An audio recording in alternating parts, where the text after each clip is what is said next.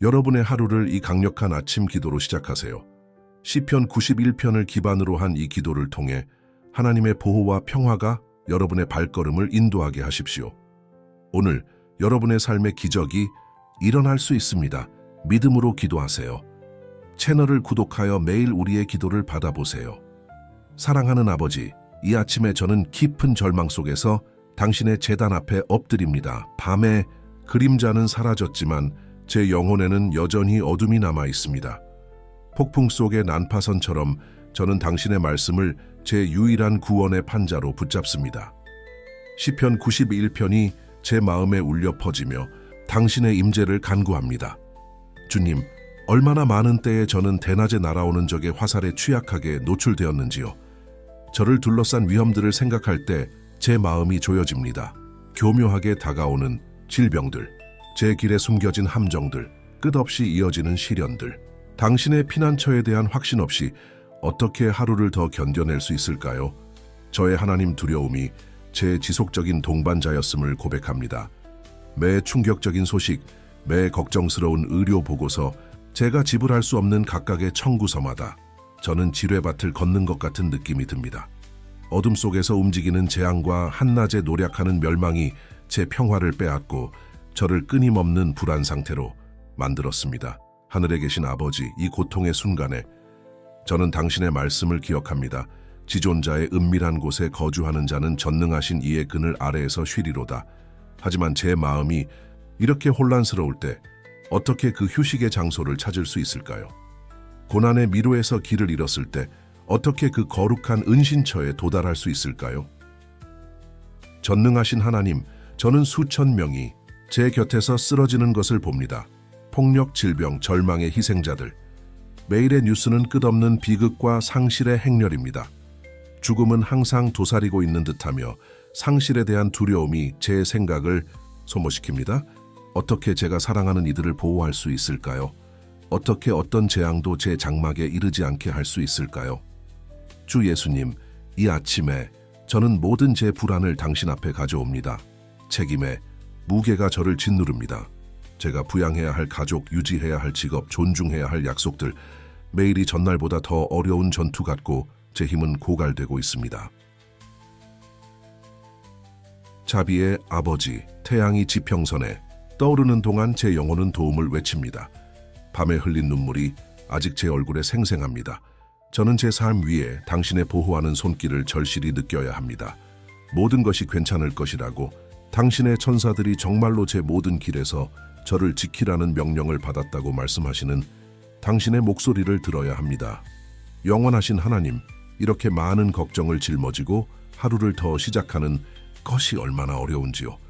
문제들은 역병처럼 배가 되고 해결책은 점점 더 멀어지는 것 같습니다. 저는 적들에게 둘러싸여 구원을 외치는 다윗처럼 느껴집니다. 차이점은 제 적들이 보이지 않는다는 것입니다. 저를 소모시키는 불안, 저를 마비시키는 두려움, 제 날들을 어둡게 하는 우울함입니다. 만군의 주님, 이 깊은 고뇌의 순간에 저는 시편 91편의 약속을 붙잡습니다. 당신은 어떤 재앙도 저에게 닥치지 않을 것이며 어떤 질병도 제 장막에 이르지 않을 것이라고 말씀하셨습니다. 하지만 저는 이것을 온 마음으로 믿기 위해 당신의 도움이 필요합니다. 이 지식을 흔들리지 않는 믿음으로 변화시키기 위해 당신의 힘이 필요합니다. 거룩하신 아버지, 날이 밝아오는 동안 제 영혼은 그 어느 때보다도 외칩니다. 저는 혼자 싸우는 것에 지쳤고 스스로 강해지려 노력하는 것에 탈진했습니다. 저는 제 삶에서 당신의 권능, 당신의 보호, 당신의 지속적인 존재가 절실히 필요함을 인정합니다. 당신 없이 저는 바람의 나무잎처럼 부는 모든 돌풍에 취약합니다. 사랑하는 하나님, 이 아침에 저는 모든 저의 두려움과 고통을 당신의 발 앞에 내려놓습니다. 기록된 바와 같이 그가 나를 사랑한즉 내가 그를 건지리라. 그가 내 이름을 안즉 내가 그를 높이리라. 단지 절망으로가 아니라 진정한 사랑으로 당신께 매달리도록 도와주세요. 단지 위기의 순간에만이 아니라 제 모든 숨결에서, 제 심장의 모든 박동에서 당신의 얼굴을 구하도록 가르쳐 주십시오. 제 생명의 주님, 하루가 백지책처럼 제 앞에 펼쳐지는 동안 당신이 제 이야기를 써주십시오. 각 페이지가 두려움이 아닌 당신의 약속에 대한 신뢰로 표시되게 하십시오. 각 장이 제 약함이 아닌 저를 통해 역사하는 당신의 능력을 드러내게 하십시오. 각 줄이 제 절망이 아닌 당신의 무한한 신실함을 반영하게 하십시오. 사랑의 아버지, 이 간구의 순간에 저는 당신의 말씀을 기억합니다. 그가 나에게 간구하리니 내가 그에게 응답하리라. 그의 환난 때에 내가 그와 함께 하여 그를 건지고 영화롭게 하리라. 이것이 제 절박한 간구이며 제 도움의 외침입니다. 제게 응답하소서. 주님, 저를 삼키려 위협하는 이 고뇌에서 건져 주십시오. 모든 은혜의 하나님, 이 아침 기도가 단순한 말 이상이 되게 하십시오. 제 삶에서 깊은 변화의 시작이 되게 하십시오. 제가 지금 느끼는 절망이 새로운 차원의 믿음을 위한 촉매제가 되게 하십시오. 제 고통스러운 외침이 당신의 돌보심과 신실함에 대한 강력한 증거로 변하게 하십시오. 이 외침에 공감하신다면, 여러분의 마음도 이 아침에 무거우시다면 댓글에 쓰세요. 주님, 도움을 간구합니다. 이 기도에 여러분의 목소리를 제 것과 합치시고 함께 우리 삶에서 하나님의 임재의 능력을 경험합시다. 거룩하신 아버지, 이 아침 당신의 임재 안에서 계속 머무는 동안 제 마음은 충분히 가라앉아 성찰할 수 있게 됩니다. 시편 91편을 쓴 시편 기자처럼 저는 고통스러운 진실을 인정해야 합니다. 저는 종종 진정으로 당신의 은신처에 거하지 않았습니다. 저는 다른 곳에서 피난처를 찾고 제 자신의 힘을 신뢰했으며 이제 제 실수를 명확히 봅니다. 주 하나님, 저는 종종 제 자신의 보호를 구축하려 했음을 고백합니다. 제가 스스로를 방어할 수 있다고, 제 예방책이 충분하다고, 제 지혜가 저를 악에서 지킬 수 있다고 생각했습니다. 얼마나 어리석은 자만이 저를 지배했는지요. 당신만이 유일한 진정한 피난처인데 어떻게 제가 제 자신의 방패가 될 수 있다고 생각할 수 있을까요? 자비의 하나님, 저는 당신의 약속들을 의심했던 모든 때를 회개합니다. 저는 몇 밤이나 잠 못 이루며 걱정에 시달렸습니까? 그가 천사들에게 명하사 내 모든 길에서 너를 지키게 하리라. 는 당신의 약속을 잊고서요. 제 믿음의 부족은 당신의 신실함에 대한 모욕이었습니다. 사랑하는 아버지, 제가 얼마나 제 영적 삶을 소홀히 했는지요. 당신이 지존자의 은신처를 제공하시는 동안 저는 종종 영적 평범함의 평원에 머무르는 것에 만족했습니다. 저는 필요한 헌신으로 당신의 임재를 구하지 않았고 기도에 충분한 시간을 투자하지 않았으며 당신의 말씀에 깊이 침잠하지 않았습니다. 주 예수님, 이제 저는 어떻게 믿음 대신 두려움이 제 결정을 지배하도록 허용했는지 깨닫습니다. 시편 91편은 밤의 공포나 낮에 날아드는 화살을 두려워하지 않을 것이라고 약속하지만 저는 얼마나 많은 때에 두려움에 마비되었습니까? 제 비겁함은 당신의 능력과 보호에 대한 빈약한 증언이었습니다.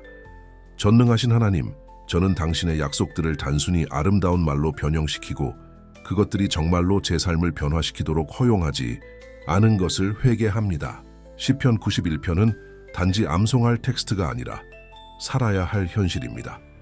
어떻게 제가 당신의 말씀을 그토록 피상적으로 다룰 수 있었습니까? 하늘에 계신 아버지, 저는 믿음의 불일치를 고백합니다. 번영의 순간에는 쉽게 당신을 잊어버립니다. 환난이 닥칠 때만 당신의 은신처로 달려갑니다. 제 편에서 얼마나 위선적인지요. 당신은 단지 제가 위협을 느낄 때뿐만 아니라 모든 순간에 제 피난처가 되실 자격이 있습니다. 제 생명의 주님, 저는 당신의 사랑을 의심했던 모든 때를 회개합니다. 당신은 제가 당신을 사랑으로 의지하면 저를 구원하시고 높은 곳에 두실 것이라고 약속하셨습니다. 그러나 상황이 좋지 않을 때 저는 얼마나 많이 당신의 사랑을 의심했습니까?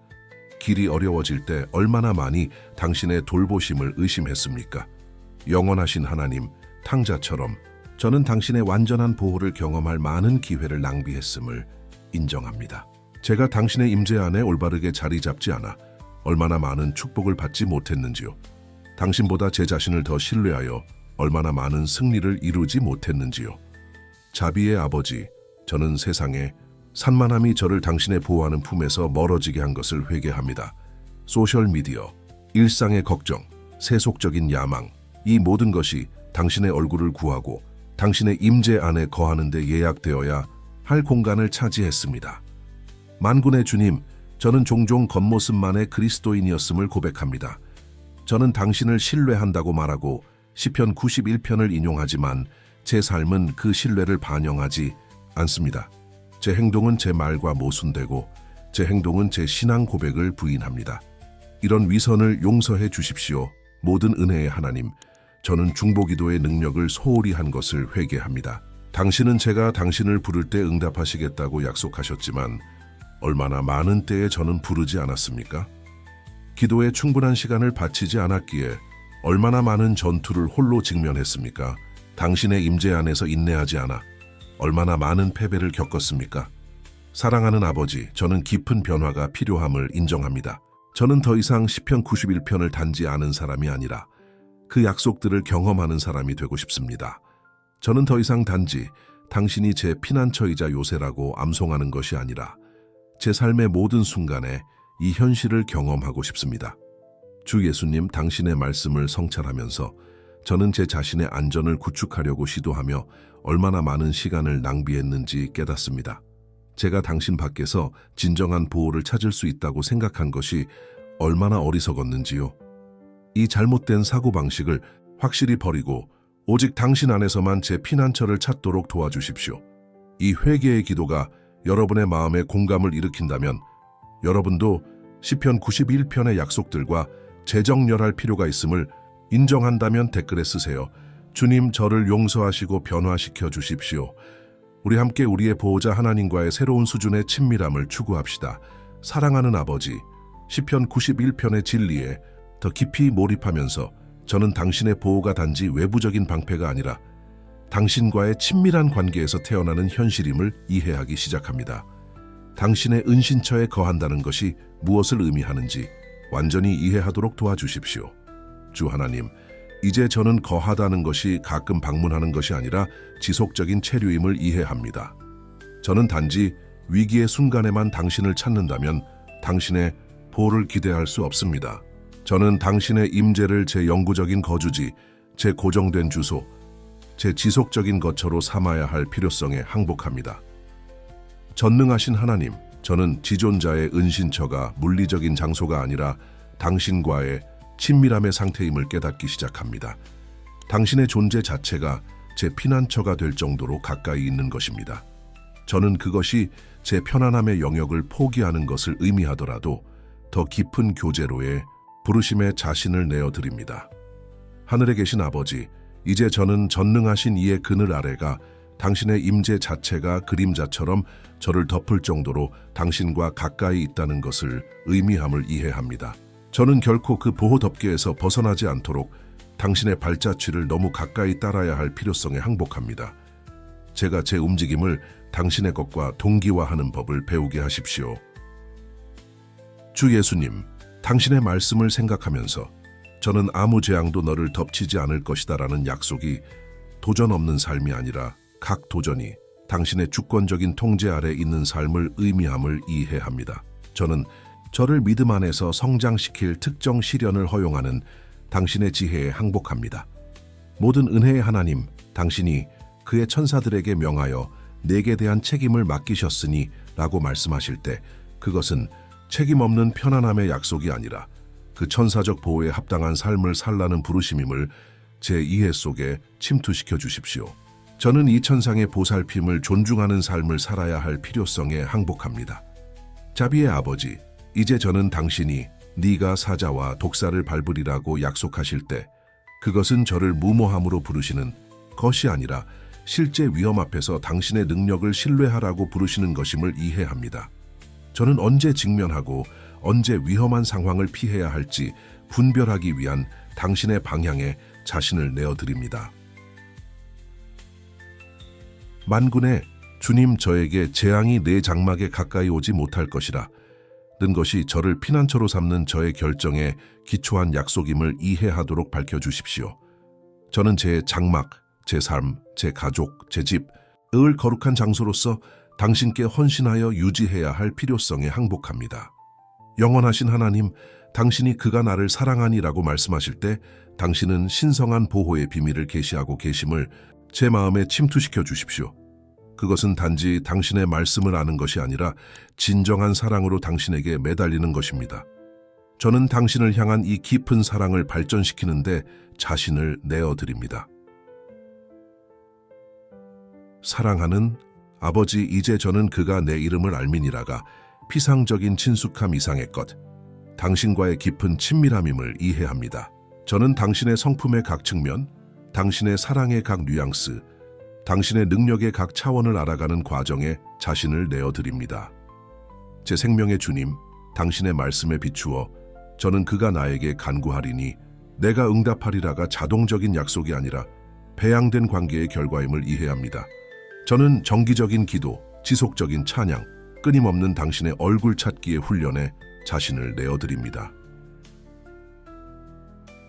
거룩하신 아버지, 저는 환난 중에 그와 함께 하리라는 것이 환난에서 항상 벗어나게 되는 것이 아니라 결코 그것을 혼자 겪지 않을 것임을 의미한다는 이해를 받아들입니다. 저는 가장 어두운 골짜기에서도 당신의 위로하는 임재에 자신을 내어드리며 당신의 동행이 충분함을 신뢰합니다. 전능하신 하나님, 제 마음에 내가 그를 영화롭게 하리라가 모든 당신의 보호의 최종 목적임을 이해하도록 해주십시오. 당신은 단지 제 유익을 위해서가 아니라 당신의 영광을 위해 저를 보호하십니다. 저는 당신의 신실함의 증거를 통해 당신의 이름을 영화롭게 하는 약속에 자신을 내어드립니다. 주 예수님, 이제 저는 장수함으로 그를 만족해 하리라가 단지 긴 수명의 약속이 아니라 의미 있고 열매 맺는 삶의 약속임을 이해합니다. 저는 당신이 저에게 허락하시는 매일을 당신의 영광과 당신의 왕국의 유익을 위해 사용하시려는 당신의 목적에 자신을 내어드립니다. 여러분도 하나님의 보호와 목적에 완전히 자신을 내어드릴 준비가 되었다면 댓글에 쓰세요. 저는 자신을 내어드립니다, 주님. 함께 하나님의 뜻에 대한 완전한 항복을 통해 시편 91편의 약속들의 충만함을 경험합시다. 사랑하는 아버지, 저는 시편 91편의 약속들을 묵상하면서 제 믿음이 갱신되는 것을 느낍니다.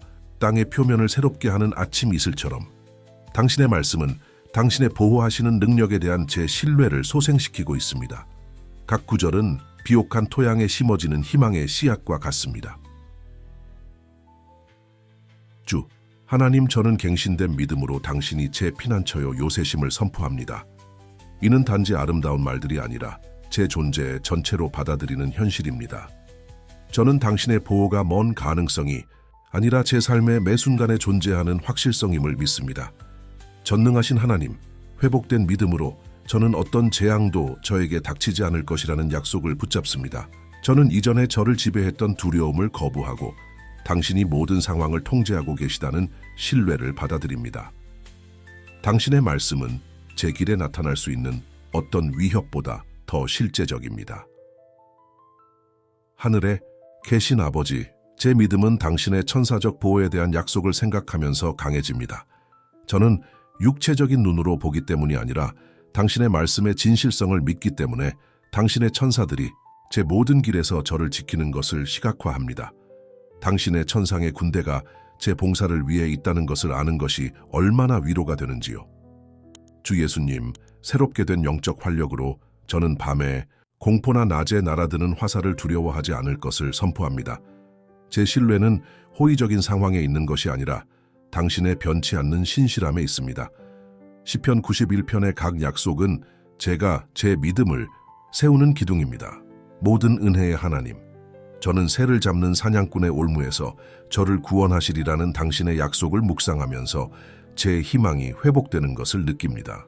적의 계획이 얼마나 교활하든지 간에 저는 당신의 보호가 저를 향해 준비된 어떤 덫보다 더 강력하다고 믿습니다. 자비의 아버지, 제 믿음은 1000명이 내 옆에서 넘어질지라도 그것이 나에게는 이르지 않을 것이라는 당신의 약속을 생각하면서 확장됩니다. 이것은 자만이 아니라 당신의 말씀에 대한 신뢰입니다. 저는 혼돈이 주변에 지배할 때에도 당신의 보호가 굳건히 남아있다고 믿습니다. 만군의 주님, 새롭게 된 믿음으로 저는 지존자를 제 처소로 삼았다고 선포합니다. 이는 더 이상 가끔의 방문이 아니라 영구적인 거주입니다. 저는 당신의 임재 속에서 보내는 매 순간이 제 삶 위에 당신의 보호의 방패를 강화한다고 믿습니다. 영원하신 하나님, 저는 어떤 재앙도 제 장막에 이르지 않으리라는 당신의 약속에 대한 신뢰를 새롭게 하면서 제 영기 고양되는 것을 느낍니다. 저는 이집트의 문들에 바른 어린 양의 피처럼 당신의 보호하는 피가 제 거처를 안전한 장소로 표시한다고 믿습니다. 사랑하는 아버지, 제 믿음은 제가 사랑으로 당신께 매달린다고 선언하면서 갱신됩니다. 이는 더 이상 단지 필요에 기반한 관계가 아니라 깊고 진정한 사랑에 기반합니다. 저는 이 사랑이 당신의 보호가 가장 강력하게 흐르는 채널이라고 믿습니다. 제 생명의 주님, 회복된 확신으로 저는 당신의 이름을 안다고 선언합니다. 이는 피상적인 지식이 아니라 당신의 돌보심의 모든 혜택에 대한 접근권을 주는 깊은 친밀함입니다. 저는 당신의 성품의 각 측면이 제 보호를 위해 역사한다고 믿습니다. 거룩하신 아버지, 제 믿음은 제가 당신을 부를 때 당신이 응답하실 것을 믿으면서 강해집니다. 이는 막연한 희망이 아니라 당신의 말씀에 기초한 흔들림 없는 확신입니다. 저는 당신의 귀가 항상 제 외침에 귀를 기울이고 당신의 마음이 항상 제 필요에 민감하다고 믿습니다. 전능하신 하나님, 새로운 활력으로 저는 당신이 환난 중에 저와 함께 하신다고 선언합니다. 이는 단지 수동적인 존재가 아니라 제가 직면하는 모든 상황에 적극적으로 관여하시는 것입니다. 저는 당신의 동행이 제 길에 나타날 수 있는 어떤 역경보다 더 강력하다고 믿습니다. 주 예수님, 제 믿음은 당신이 저를 영화롭게 하실 것임을 믿으면서 소생됩니다. 이는 먼 미래를 위한 약속이 아니라 오늘 나타나기 시작하는 현실입니다. 저는 당신의 보호의 메시언이 제 삶을 통해 당신의 이름이 영화롭게 될 기회라고 믿습니다. 영원하신 아버지, 새롭게 된 확신으로 저는 당신이 저를 장수함으로 만족하게 하실 것이라고 선언합니다. 이는 단지 수명의 연장이 아니라 의미와 목적이 가득한 날들의 보장입니다. 저는 당신의 보호 아래 살아가는 매일이 당신의 영광을 더 경험할 기회라고 믿습니다. 이 믿음의 갱신이 여러분의 마음에 울림을 준다면 여러분도 시편 91편의 약속들에 대한 신뢰가 강화되는 것을 경험하고 있다면 댓글에 쓰세요. 제 믿음이 새로워졌습니다. 함께 우리의 보호자, 하나님의 능력에 대한 흔들림 없는 확신을 선포합시다. 사랑하는 아버지, 시편 91편을 통한 이 여정을 마치면서 제 마음은 감사로 넘칩니다. 당신의 보호하시는 사랑의 차원들을 이렇게 깊이 생각한 후에 어떻게 당신께 감사하지 않을 수 있겠습니까? 이 시편의 모든 말씀은 당신의 비교할 수 없는 신실함의 증거입니다. 주 하나님, 당신이 제 피난처요 요새이심에 감사드립니다. 단지 일시적인 피신처가 아니라 제가 완전한 안전을 찾을 수 있는 영구적인 거처입니다. 저는 당신의 은신처가 항상 이용 가능하고 당신의 팔이 항상 저를 맞이하기 위해 열려 있음에 감사드립니다. 전능하신 하나님, 저는 제 이해를 넘어서는 당신의 보호에 감사드립니다. 다른 이들이 인간의 보안 시스템을 신뢰하는 동안 당신은 저에게 당신의 천사들의 보호를 제공합니다. 당신의 천상의 군대가 저를 보호하는 데 전념하고 있다는 것을 아는 것이 얼마나 놀라운 특권인지요. 하늘에 계신 아버지, 어떤 재앙도 저에게 닥치지 않을 것이라는 약속에 어떻게 적절히 감사할 수 있을까요? 위험과 위협으로 가득 찬 세상에서 당신은 저에게 뚫을 수 없는 방패를 제공하십니다. 당신의 보호는 부분적이거나 일시적이지 않고 완전하고 영원합니다. 주 예수님, 제 존재에 깊은 감사가 가득 차게 하는 것은 당신이 새를 잡는 사냥꾼의 올무에서 저를 구하신다는 것을 생각할 때입니다. 제가 단순히 당신의 보호 아래 있기 때문에 얼마나 많은 함정을 피했는지요. 당신의 손이 저를 지키기 때문에 얼마나 많은 위험이 저로부터 멀어졌는지요. 모든 은혜에 하나님, 어떻게 천명이 내 곁에서 쓰러질지라도 저에게는 가까이 오지 않을 것이라는 약속에 감사하지 않을 수 있을까요? 제가 스스로 특별해서가 아니라 제가 당신 안에 숨겨졌기 때문입니다. 당신의 보호는 저를 구별하고 혼돈 가운데서도 저를 보존합니다. 자비의 아버지, 저는 당신을 제 처소로 삼을 수 있어 감사합니다. 저는 방향 없이 헤매거나 불확실한 곳에서 안전을 구할 필요가 없습니다.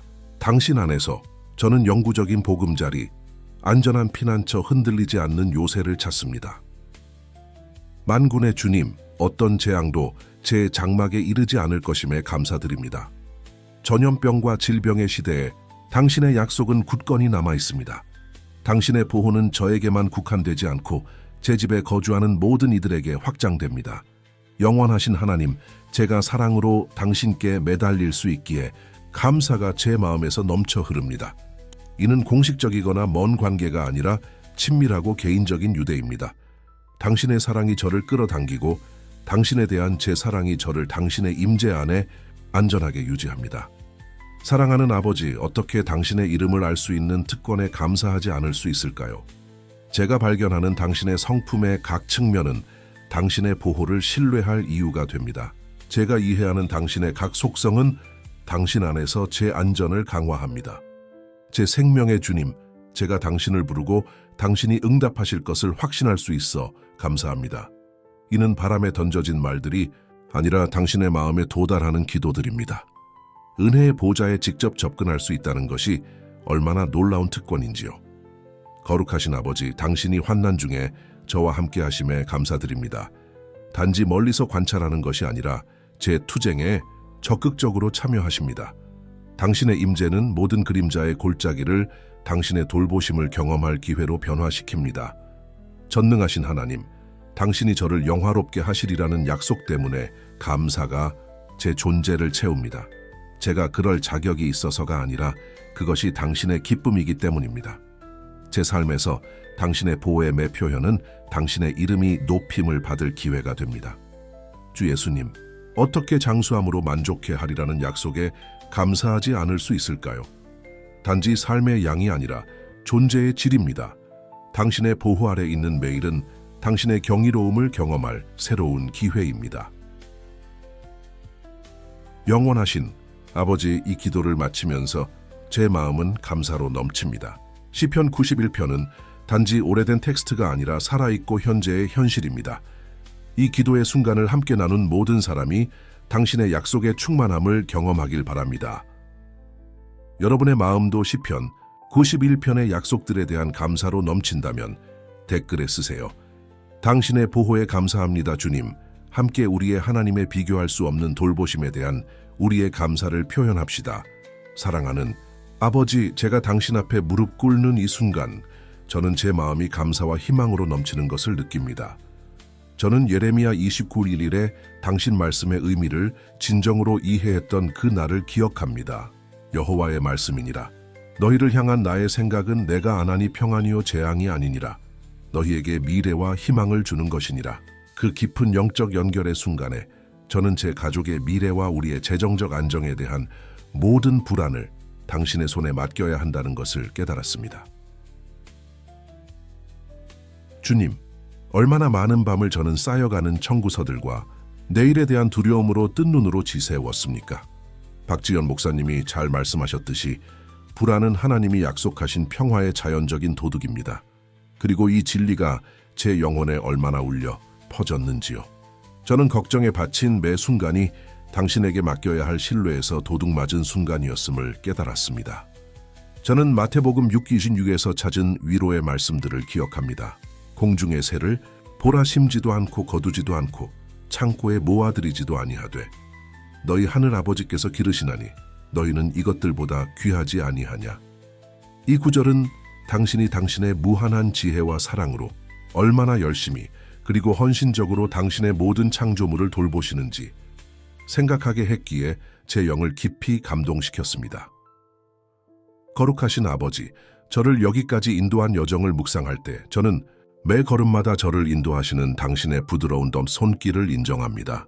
김은혜 목사님이 말씀하셨듯이 믿음과 걱정은 같은 마음에 거할 수 없습니다. 하나가 들어오면 다른 하나는 필연적으로 나가기 때문입니다. 이 진리는 상황들이 제 가족을 위한 제 꿈과 열망을 방해하는 것처럼 보이는 가장 도전적인 순간들에서 제 기초가 되어 왔습니다. 당신의 임재 안에서 주님, 저는 제 걱정을 기도로, 제 두려움을 믿음의 선언으로 변화시킬 힘을 찾습니다. 빌립보서 4:6-7에 기록된 것처럼 아무것도 염려하지 말고 다만 모든 일에 기도와 간구로 너희 구할 것을 감사함으로 하나님께 아뢰라. 그리하면 모든 이해를 뛰어넘는 하나님의 평강이 그리스도 예수 안에서 너희 마음과 생각을 지키시리라. 하늘에 계신 아버지, 이 기도의 여정을 시작하면서 저는 제가 말하는 각 단어가 당신의 은혜의 비옥한 토양에 심는 씨앗임을 인정합니다.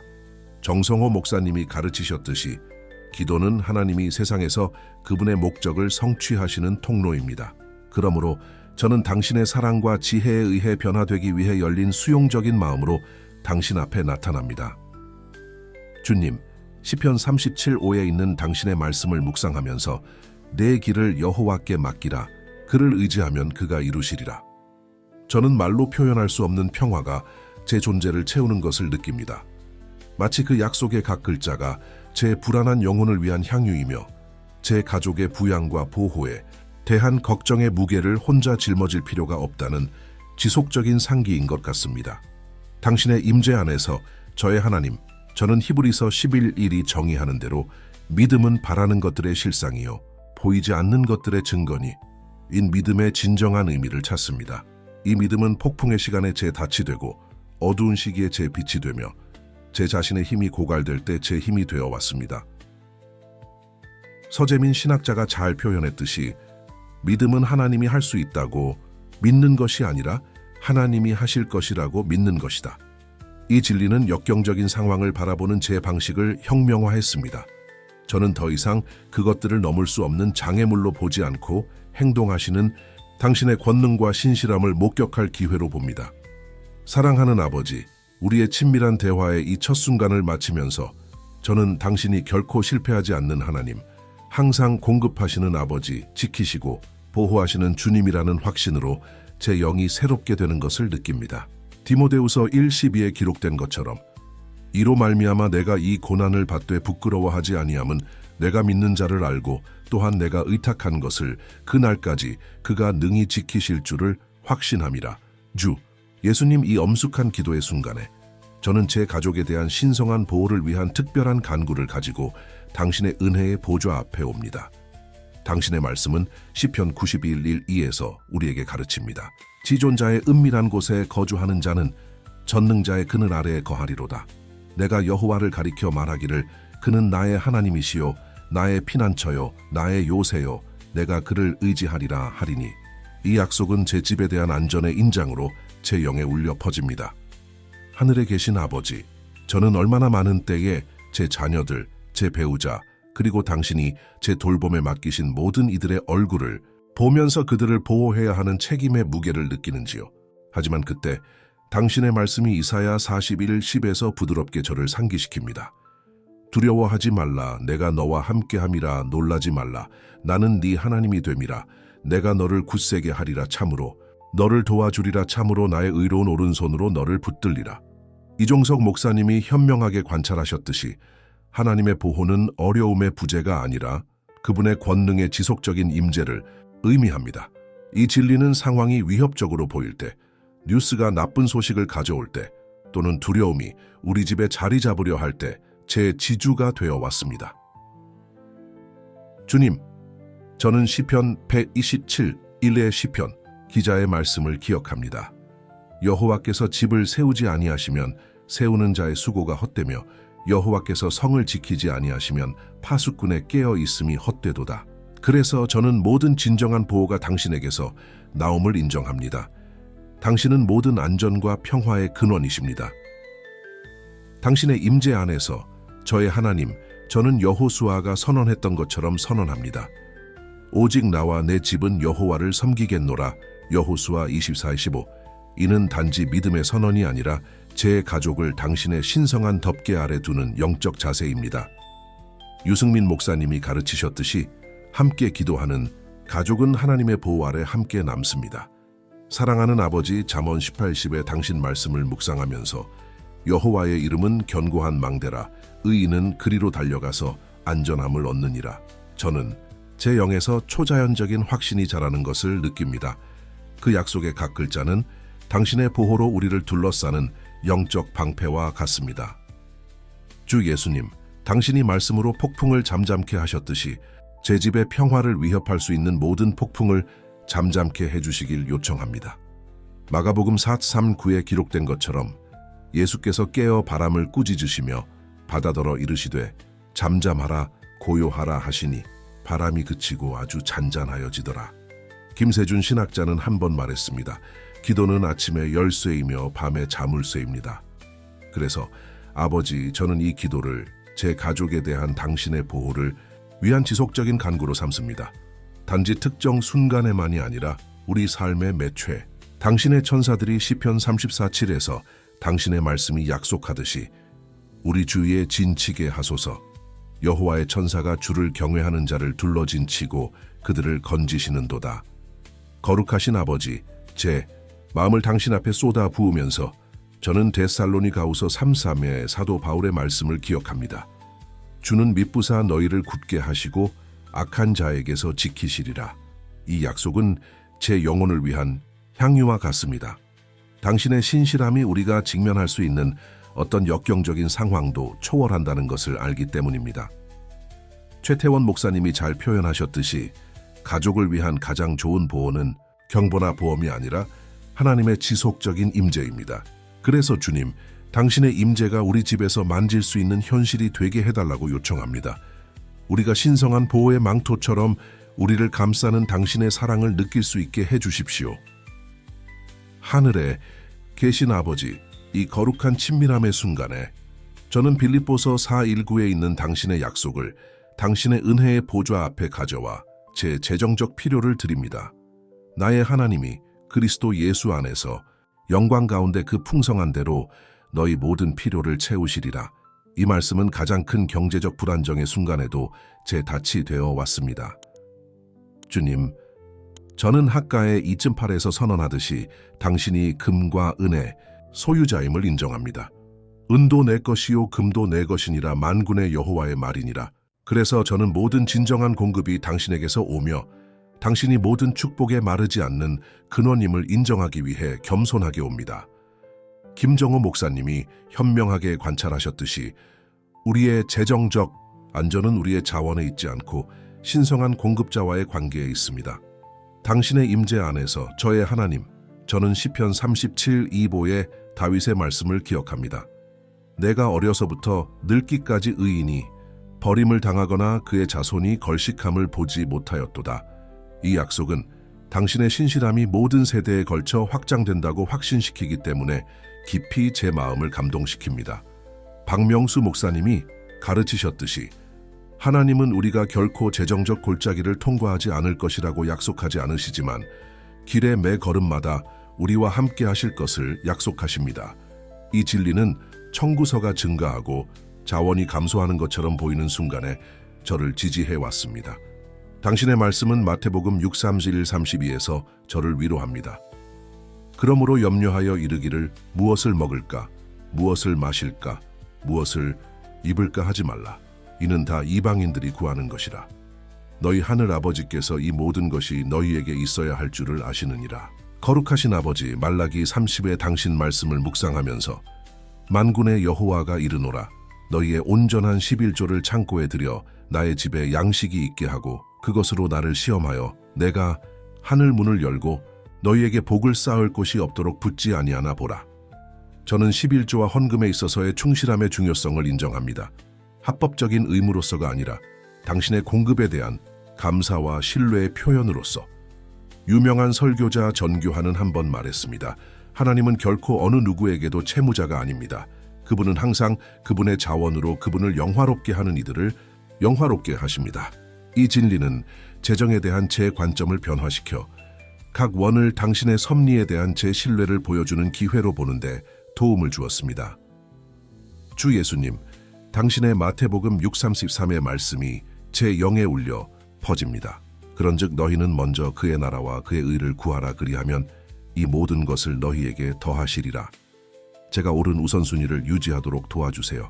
제가 당신을 첫 자리에 둘 때 제 삶의 다른 모든 영역들, 재정을 포함하여 당신의 신성한 지시 아래 정렬된다는 것을 알면서 강용수 목사님이 잘 표현하셨듯이 성경적 번영은 단지 자원을 가지는 것이 아니라 하나님이 우리의 근원이심을 아는 평화를 가지는 것입니다. 그래서 아버지, 단순히 재정적 공급을 요청하는 것보다 저는 당신이 제게 맡기신 자원의 좋은 청지기가 되는 법을 가르쳐 달라고 기도합니다.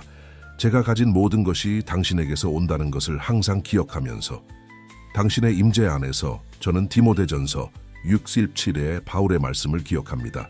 네가 이 세대에서 부한 자들을 명하여 마음을 높이지 말고 정함이 없는 재물에 소망을 두지 말고 오직 우리에게 모든 것을 후히 주사 누리게 하시는 하나님께 두게 하라. 이 지시는 물질적 소유에 대한 올바른 관점을 유지하는 데 도움이 되며 그것들이 축복하기 위한 도구이지 안전의 원천이 아님을 인정하게 합니다. 신학자 손태영은 현명하게 관찰했습니다. 진정한 번영은 더 이상 아무것도 필요하지 않을 만큼 우리 삶에 충분한 하나님을 가지는 것입니다. 이 진리는 제 물질적 필요와 당신에 대한 제 완전한 의존 사이의 균형을 찾으려 할 때 제 마음에 울려 퍼집니다.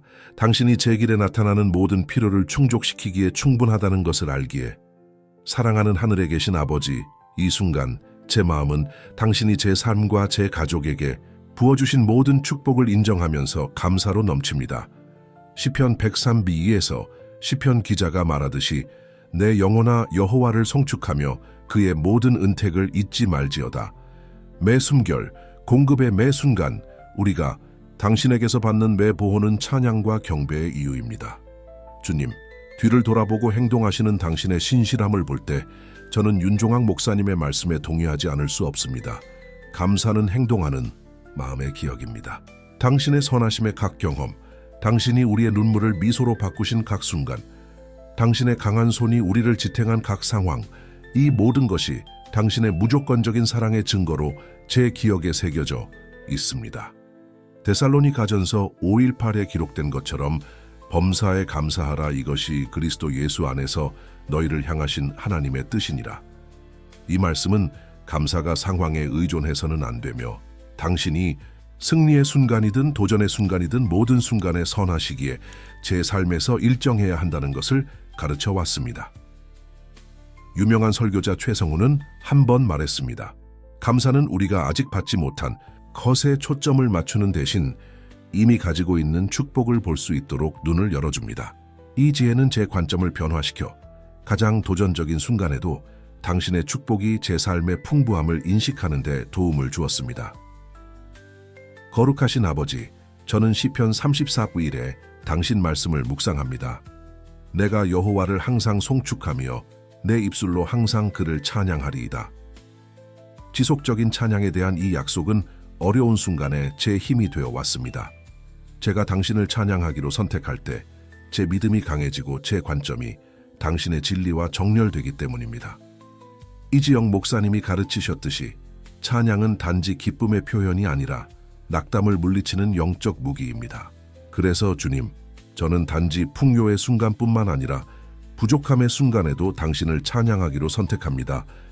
로마서 8:28이 약속하듯이 모든 상황에서 당신이 제 선을 위해 역사하고 계심을 알기 때문입니다. 지존하신 하나님, 당신의 말씀은 시편 104에서 저를 가르칩니다.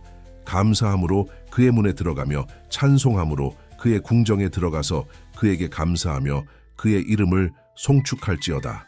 이 지시는 감사와 찬양이 당신께 접근할 때 제 마음의 첫 표현이 되어야 함을 상기시키는 제 일상의 안내가 되어 왔습니다. 신학자 한성수는 현명하게 관찰했습니다. 기도가 올라갈 때 축복이 내려온다. 이 진리는 감사가 단지 받은 축복에 대한 응답이 아니라 우리 삶에서 당신의 선하심의 새로운 표현을 위한 문을 여는 열쇠이기도 하다는 것을 가르쳐 왔습니다. 당신의 임재 안에서 주님, 저는 하박국 3:17-18의 말씀을 기억합니다.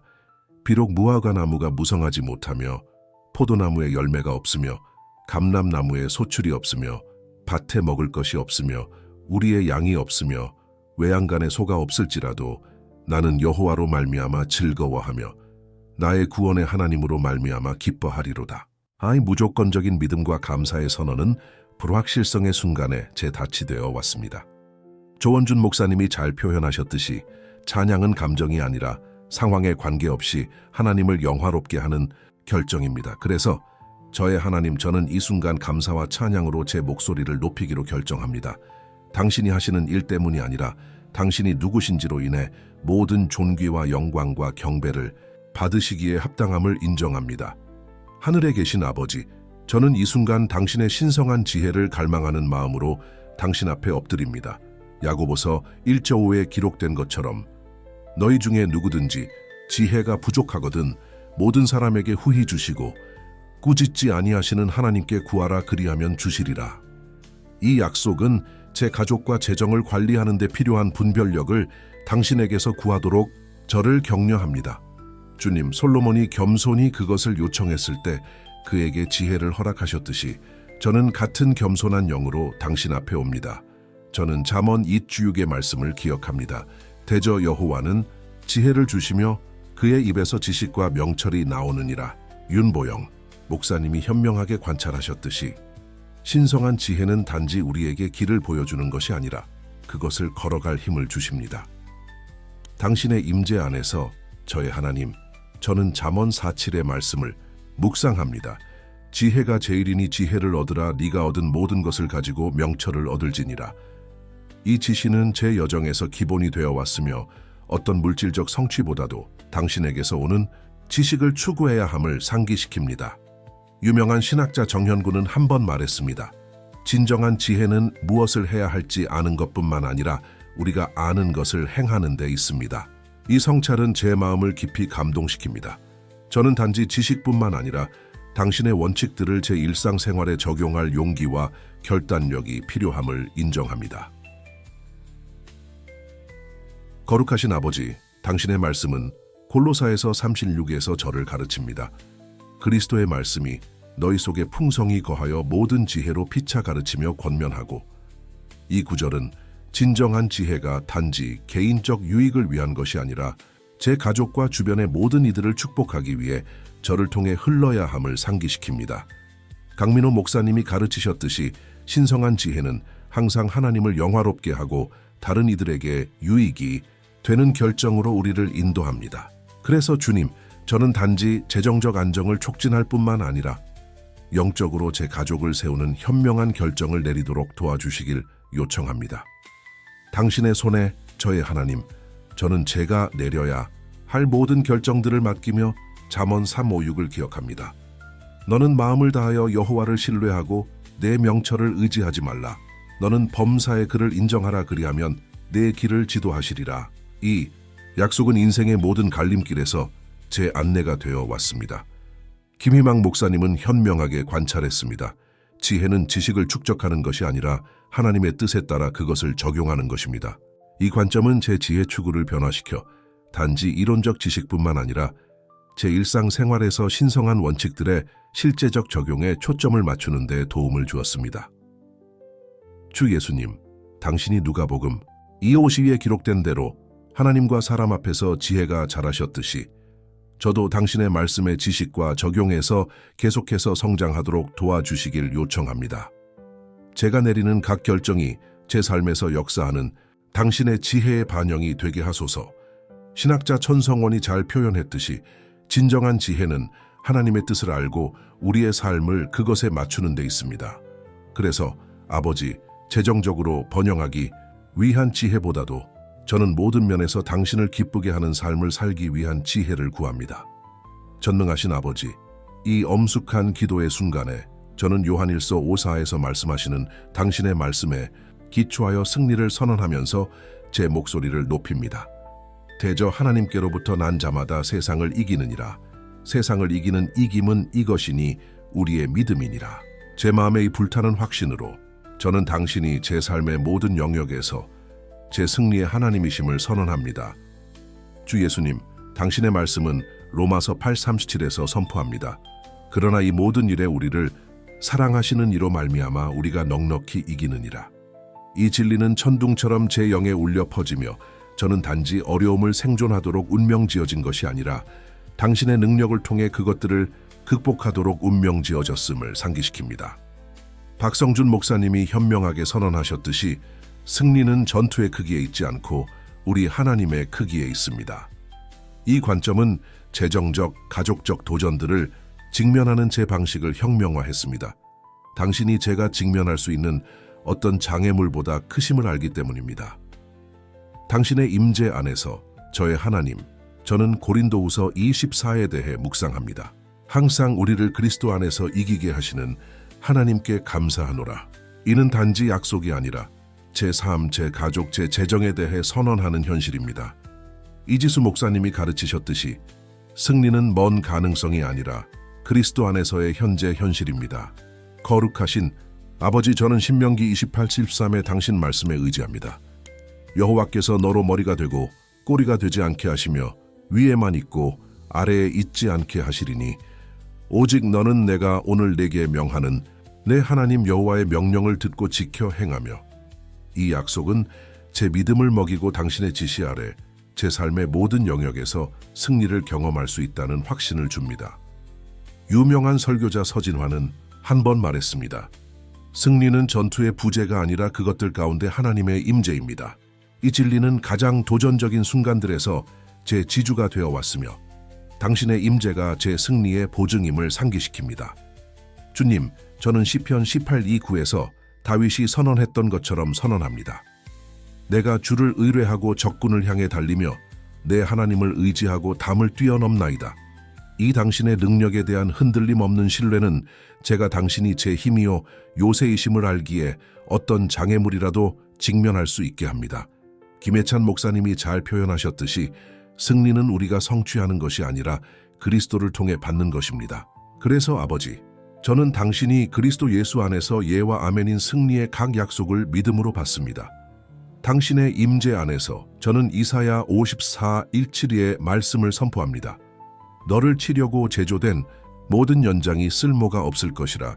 심판때에 일어나 너를 담격하는 모든 혀는 내게 정죄를 당하리니 이는 여호와의 종들의 기업이요 이는 그들이 내게서 얻은 공인이라. 여호와의 말이니라.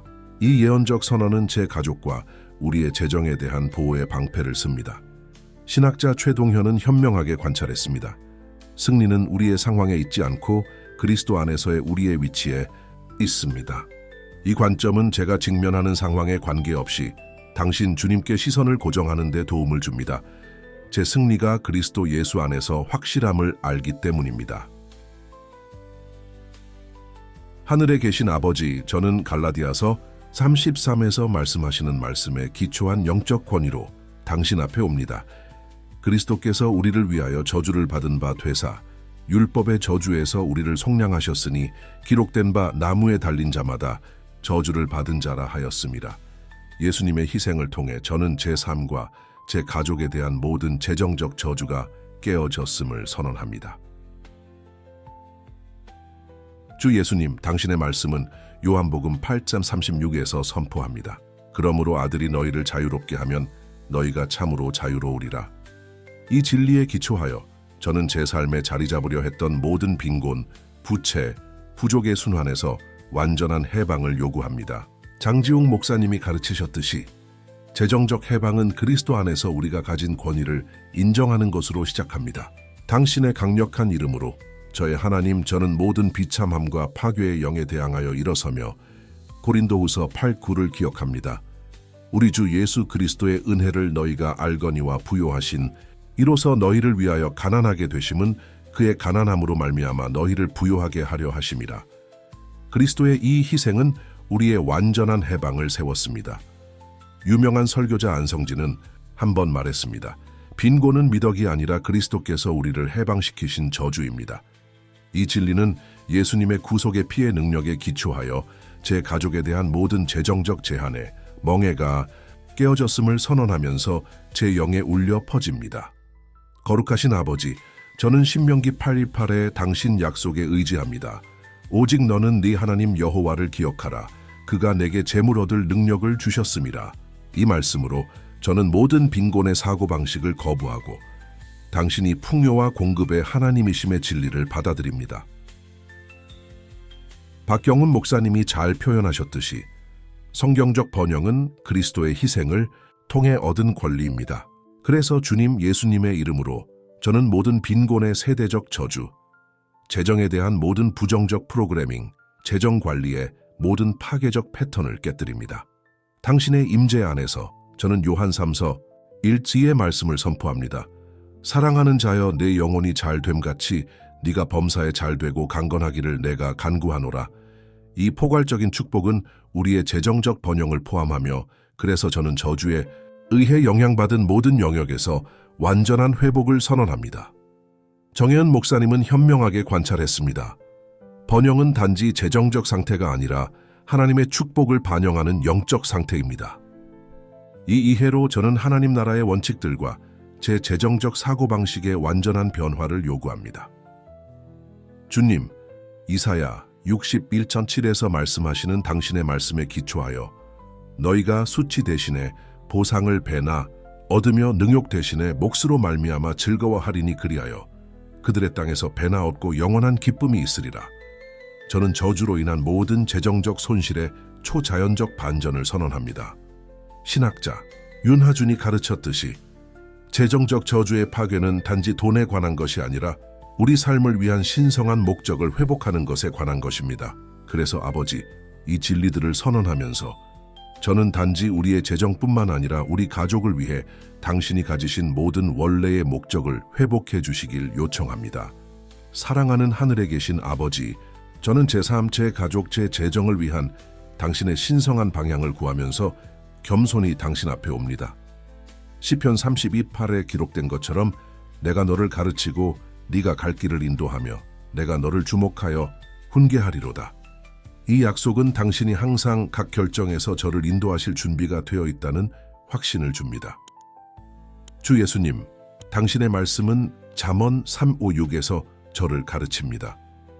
너는 마음을 다하여 여호와를 신뢰하고 내 명철을 의지하지 말라. 너는 범사의 그를 인정하라. 그리하면 내 길을 지도하시리라. 정한결 목사님이 현명하게 관찰하셨듯이 신성한 방향은 영적 사치가 아니라 일상적 필요입니다. 당신의 임재 안에서 저의 하나님, 저는 이사야 30:21에 대해 묵상합니다. 너희가 우편으로 치우치든지 좌편으로 치우치든지 내 뒤에서 말소리가 내 귀에 들려 이르기를 이것이 바른 길이니 너희는 이리로 가라 할 것이니라. 이 약속은 당신이 항상 제 삶을 위한 당신의 뜻을 전달하고 계심을 확신시킵니다. 유명한 설교자 안요미는 한 번 말했습니다.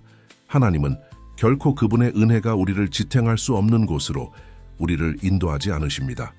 이 진리는 불확실성의 순간에 제 위로가 되어 왔으며 당신의 방향은 항상 당신의 역량과 함께 온다는 것을 상기시킵니다. 거룩하신 아버지, 저는 시편 25:22의 당신 말씀에 의지합니다. 여호와를 경외하는 자가 누구냐? 그가 택할 길을 그에게 가르치시리로다. 이 약속은 주를 경외함이 지혜의 시작일 뿐만 아니라 제 삶의 모든 영역에 대한 신성한 방향의 시작임을 상기시킵니다. 윤소원 목사님이 가르치셨듯이 하나님의 방향은 항상 그분에 대한 더 큰 의존으로 우리를 인도합니다. 그래서 주님, 저는 재정적, 가족적 결정들에 대한 당신의 인도를 구하면서 당신의 길이 항상 최선임을 알기에 당신에 대한 제 완전한 의존을 인정합니다. 당신의 이름으로 저는 예레미야 29:21의 말씀을 선포합니다. 여호와의 말씀이니라. 너희를 향한 나의 생각은 내가 안하니 평안이요 재앙이 아니니라. 너희에게 미래와 희망을 주는 것이니라. 이 약속은 제 삶을 위한 당신의 계획이 항상 좋고 완벽함을 확신시킵니다. 김지향 목사님은 현명하게 관찰했습니다. 신성한 방향은 단지 어디로 가야 할지 아는 것에 관한 것이 아니라 우리를 인도하시는 분을 신뢰하는 것에 관한 것입니다. 이 관점은 인도를 구하는 제 탐색을 변화시켰으며 단지 길보다 인도자를 알아가는데 더 초점을 맞추게 되었습니다.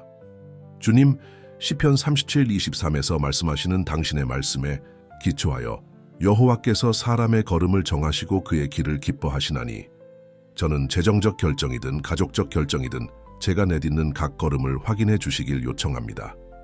신학자 정민우가 잘 표현했듯이 신성한 방향은 우리 길의 결정보다 우리 성품의 발전에 더 관한 것입니다.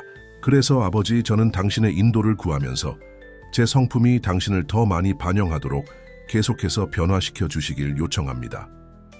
하늘에 계신 아버지, 이 엄숙한 순간 저는 고린도 후서 9:8의 당신 말씀에 기초하여 당신과 번영의 언약을 세웁니다.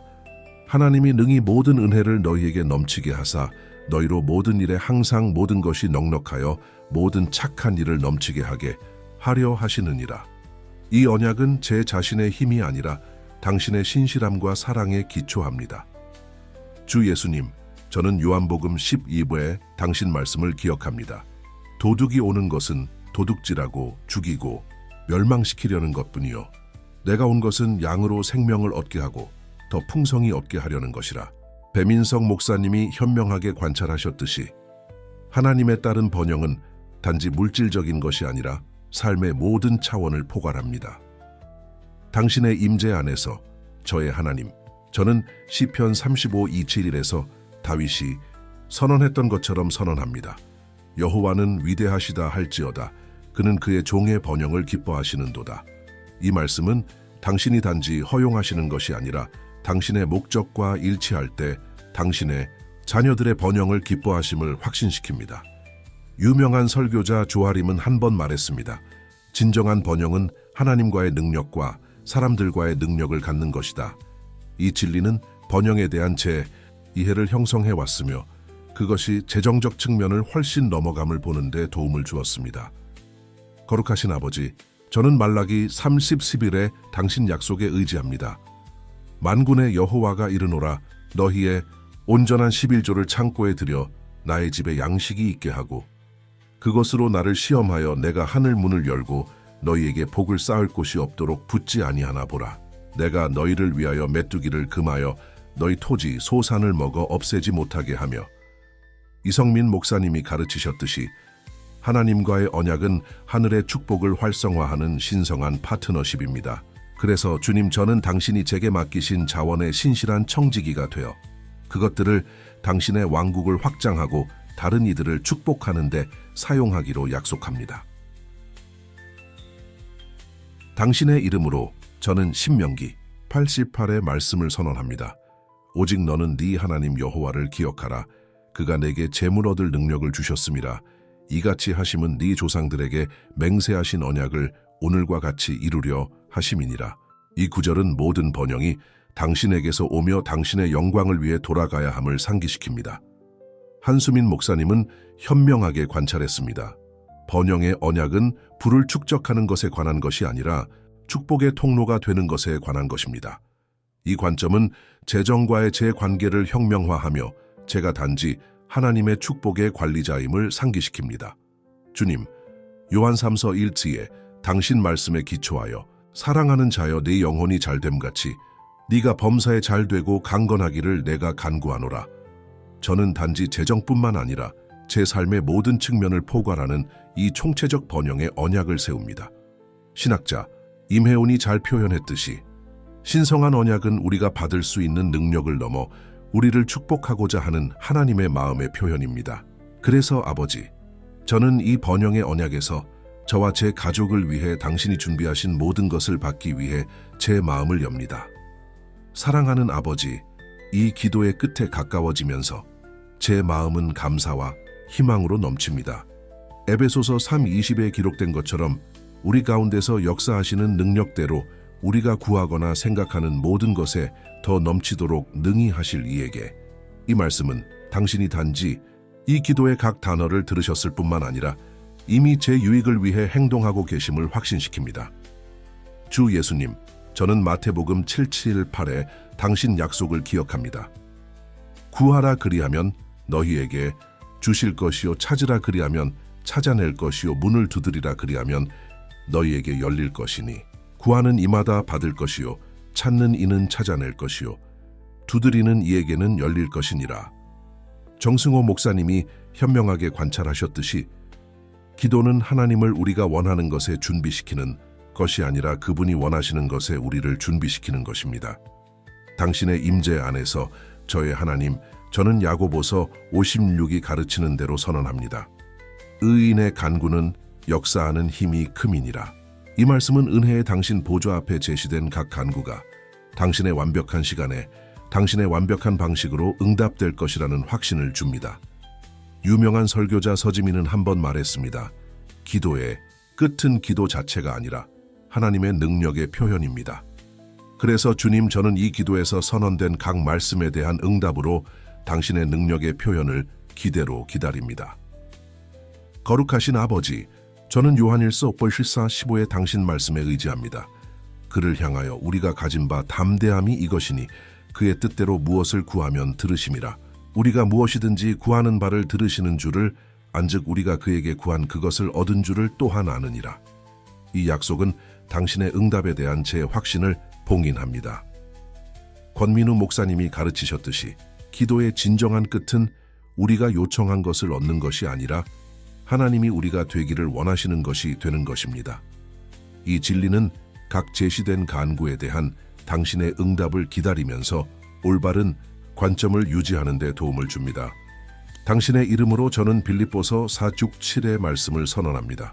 아무것도 염려하지 말고 다만 모든 일에 기도와 간구로 너희 구할 것을 감사함으로 하나님께 아뢰라.